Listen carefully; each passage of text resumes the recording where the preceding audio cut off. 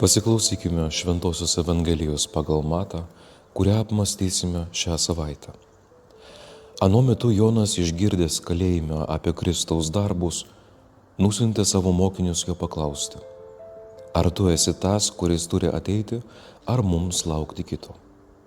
Jėzus atsakė: keliaukite ir pasakykite Jonui, ką čia girdite ir matote. Aklieji praregi, raišieji vaikščioja, raupsuotieji apvalomi, kurtieji girdi, mirusieji prikeliami, vargdieniams skelbiama geroji naujiena. Ir palaimintas, kas nepasipiktins manimi.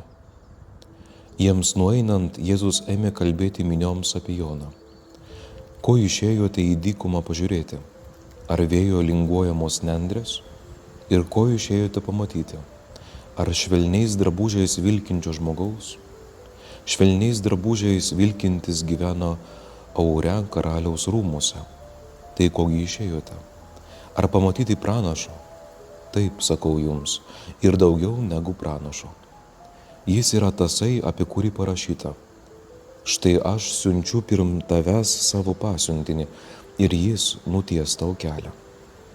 Iš tiesų sakau jums, tarp gimusių iš moterų nėra buvę didesnio už Joną Krikštytoją, bet ir mažiausias dangaus karalystėje didesnis už jį.